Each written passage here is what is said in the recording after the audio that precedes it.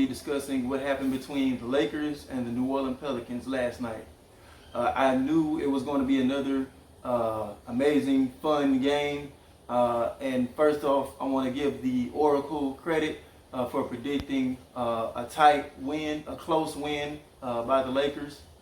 And it played out exactly that way. It didn't start off that way. We started off guns blazing, looking like the Showtime Lakers of old. Alley-oop lobs here, there, nasty dunks, you name it. We was doing it all. We was firing on all cylinders, and I was just enjoying every minute of it. Anthony Davis was beasting. This dude is just on another level, and I'm so glad that we have him here. I'm so glad that we had that guy here. You can see the how dominant he looked just all over the court. Just he had his hand on every stick pass. He was getting deflections everywhere. He was running down the floor like a gazelle, running down the floor faster than most of the guards from the Pelicans. Getting easy rim runs, fast break alley-oops. The guy's three was falling mid-range. He could not miss. Footwork, amazing footwork in the post. Nobody can handle him. And even on when they came with certain double teams, he would spin off or do a quick move, and there was still nothing they could do to stop him. This dude has to seriously be, in my eyes, considered top two right now, at least top two as far as MVP race. You got Giannis up there. Of course, you got Harden. He mainly focuses on scoring, but still not gonna hate on the guy. He's putting up spectacular numbers, and he does get. I can't stand the way he plays. He gets a lot of help from referees and things like that. But I can't knock his hustle. If they're gonna allow that, then he has to be considered at least top three, top four. LeBron, I like the way he's playing. It seems like he's kind of falling back right now. Like he's just let me just go ahead and coast. I started out the season too strong, and I ended up getting a little tired. Over the past few weeks or so. And you can kind of see it in his in the scoring aspect. You can see the tiredness, and I'm fine with him taking a step back as long as he still can dominate a game, passing wise. He's still doing his part defensively, and just playing high IQ ball. And he did all of that last night. He didn't look to particularly score in the first half.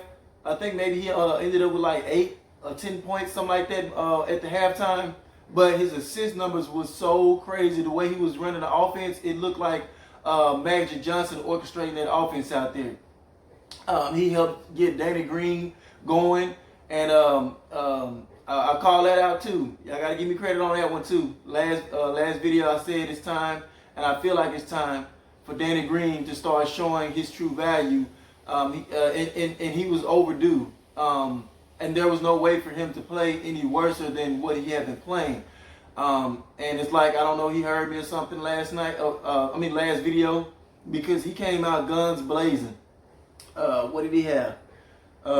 25 points, 6 of 10 from the three-point line, 5 assists, 2 steals. So not only was he active on the offensive end, he was active on the defensive end as well. And I felt he and Anthony Davis did a great job on Brandon Ingram.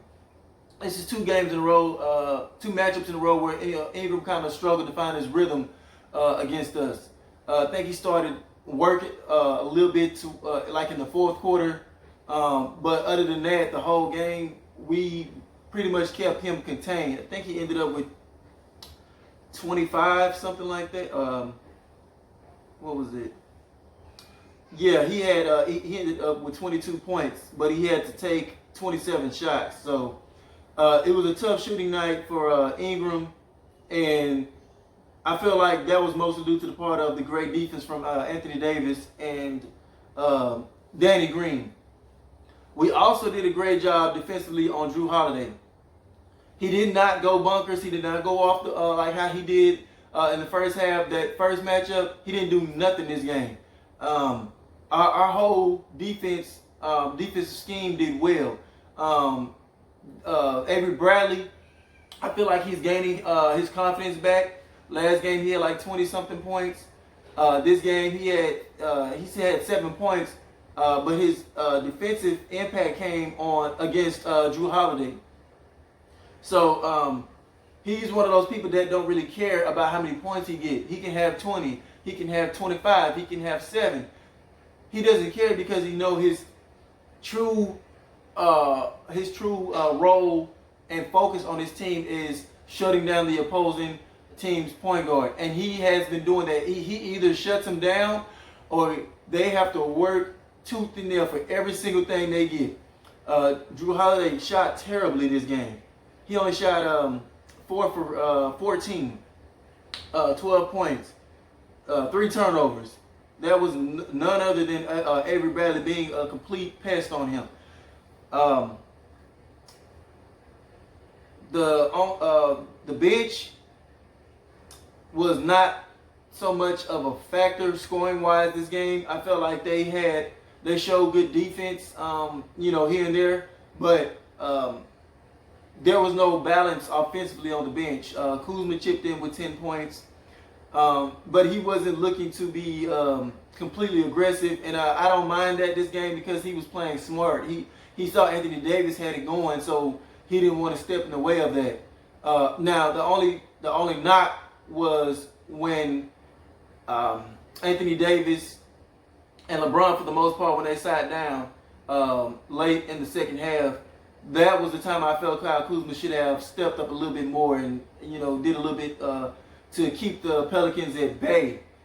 And the bench and the role players as a whole, I hold accountable for the Pelicans chipping back, because first of all, it's still a recurring thing with these evaporated leads, and secondly, it's sad because we can't find enough time to load manage our superstars in between games.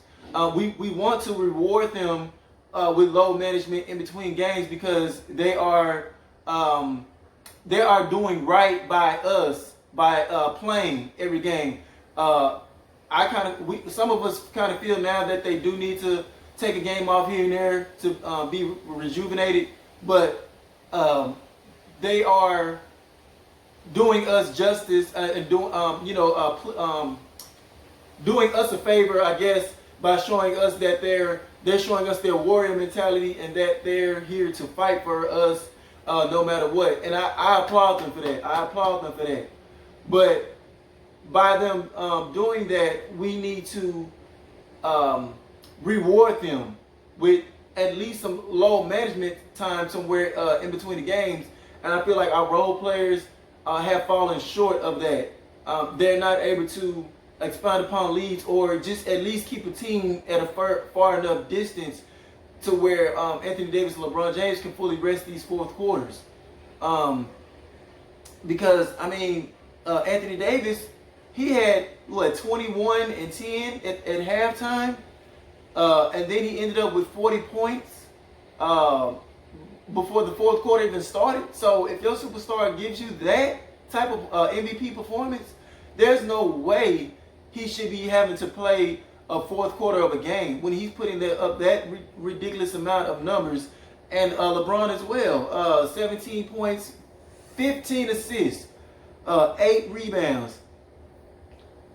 When those guys do that, they need to be having some load management rest. So that's the only thing I was a little bit upset with.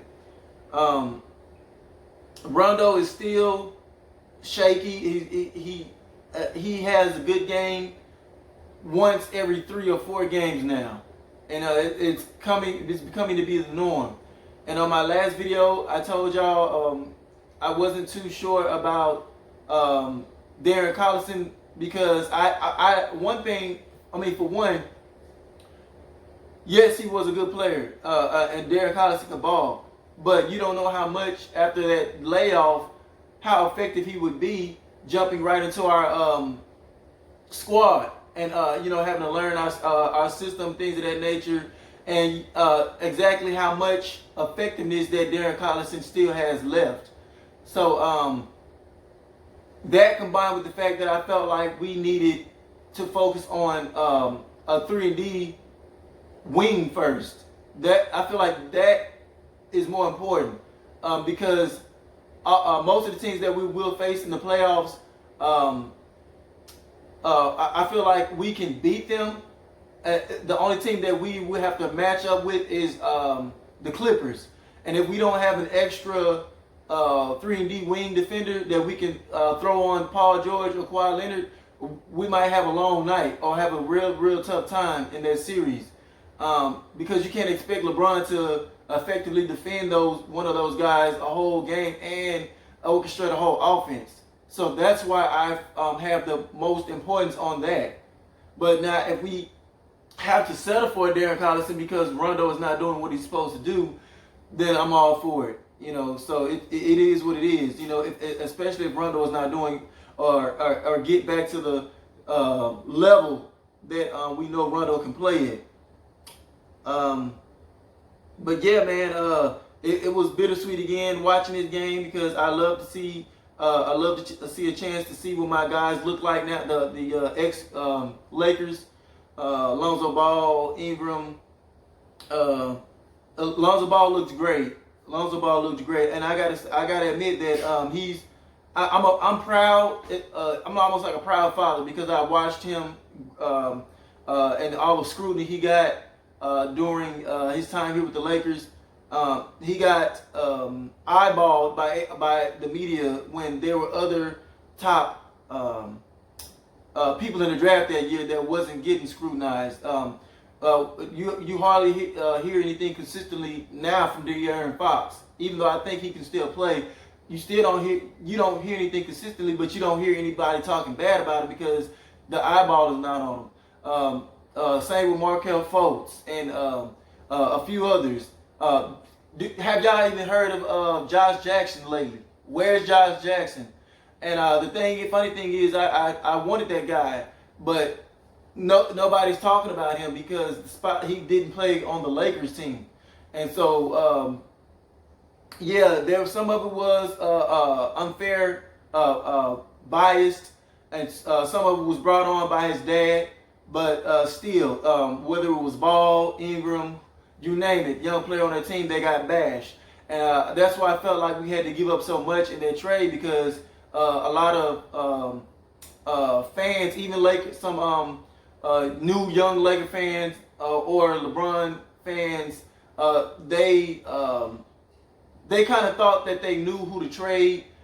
They thought they knew about trading Ingram and keeping Kuzma, but now they flipped and now they want Ingram instead of Kuz.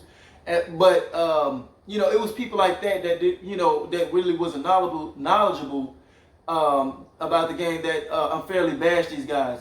And I'm happy to see how they're flourishing now in the Pelicans. I still don't believe Alvin Gentry has showed anything yet that he's a good coach. Although they have won 3 or maybe 4 straight before they just lost to us. But still, I don't think Alvin Gentry is a good coach at this moment. Maybe he'll get better, but he hasn't shown anything.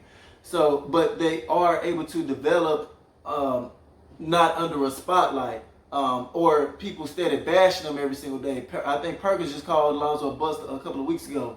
Does he look like a bust now, Perkins? But just things like that, and I'm happy for the guys. With that being said, I'm still happy with with a lot of what I saw from last night. Is just the fact that we can't find time to load manage our guys.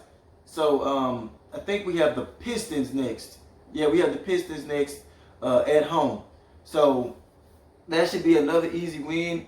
If we can't find time to load manage our guys this next game, you know, at least in the fourth quarter, something is terribly wrong, and something has to be adjusted. And there's definitely going to have to be some trade discussions in the next coming weeks.